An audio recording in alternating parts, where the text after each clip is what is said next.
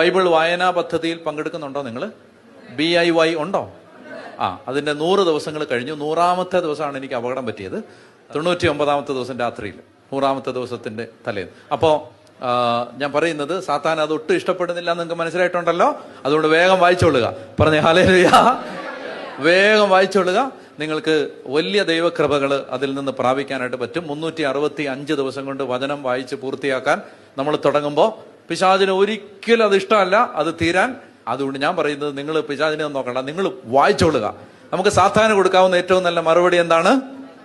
ലക്ഷക്കണക്കിന് ആളുകൾ ഈ വർഷം ബൈബിൾ വായിച്ച് ദൈവത്താൽ അഭിഷേകം ചെയ്യപ്പെട്ടവരാകും എന്നുള്ളതാണ് പിശാചിന് കൊടുക്കാനുള്ള ഏറ്റവും നല്ല മറുപടി അതാണ്. അപ്പൊ അതുകൊണ്ട് ഞാൻ പറയുകയാണ്, കൂടുതൽ പേര് വായിക്കാൻ നിങ്ങൾ അധ്വാനിക്കുക. നിങ്ങൾ ഈ വായനാ പദ്ധതിയെ ഒരു 10 പേരോട് പരിചയപ്പെടുത്തുക. എന്നിട്ട് അവര് ഇപ്പോ നമുക്ക് ഇന്നത്തെ ദിവസമായി 102, ഇന്ന് 102ആയി. അപ്പോ നിങ്ങൾ നിങ്ങളുടെ 102 ദിവസമായി എന്ന് പറഞ്ഞ് അവരെ വിഷമിപ്പിക്കാതെ അവരോട് പറയുക, 1ാമത്തെ ദിവസം തുടങ്ങിക്കോളാൻ പറയുക. ഓക്കെ, 102 ദിവസമായി നിങ്ങൾ തുടങ്ങിയില്ലേ എന്ന് പറഞ്ഞുകൊണ്ട് അവരെ കളിയാക്കാൻ പോകാതെ, നല്ലൊരു ബൈബിൾ വായനാ പദ്ധതി ഉണ്ട്, ഇന്ന് 1ാമത്തെ ദിവസമാണ്, തുടങ്ങിക്കോളാൻ പറഞ്ഞിട്ട് 1ാമത്തെ ദിവസത്തെ ലിങ്ക് അയച്ചു കൊടുക്കുക. ചെയ്യാൻ പറ്റില്ലേ? 10 പേരെ നിങ്ങളിത് അറിയിക്കണം.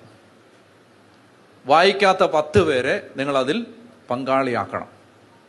അങ്ങനെ 10 പേരോട് നിങ്ങൾ അങ്ങനെ വചന വായനാ പദ്ധതിയിൽ അവരെ പങ്കെടുപ്പിച്ചാൽ നിങ്ങൾക്ക് 10 അനുഗ്രഹം ദൈവം തന്നിരിക്കും. വാക്കാണ്, അത് ദൈവം തന്നിരിക്കും. അപ്പൊ അതുകൊണ്ട് നിങ്ങൾ അതുപോലെ സ്ട്രെയിൻ എടുത്തിട്ടാണ് ഞാനത് റെക്കോർഡ് ചെയ്യുന്നത്.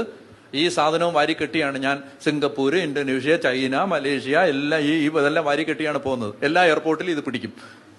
എന്നിട്ട് ഇതെന്താണ്? ബോംബല്ല സാർ ഇത്. അപ്പോ അത് ശരിക്കും ഇതിനു വേണ്ടി നമ്മൾ എല്ലാ രാജ്യങ്ങളും എവിടെല്ലാം ഇരുന്ന്, ബീഹാറിൽ ഞാനിത് റെക്കോർഡ് ചെയ്യുന്ന സമയത്ത് ഒരു അമ്പലത്തിലെ ഉത്സവമാണ് ചുറ്റും.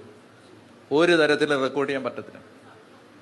അത് പക്ഷേ നമ്മൾ ഏതെല്ലാം മാളത്തിനകത്ത് കട്ടിലിനടിയിലൊക്കെ കയറിയിരുന്ന സൗണ്ട് എങ്ങനെ ഇത് ഞാൻ റെക്കോർഡ് ചെയ്യുന്ന ചരിത്രം നിങ്ങളോട് പറഞ്ഞാൽ നിങ്ങൾ ചിരിച്ചു ഊപ്പാട് വരും.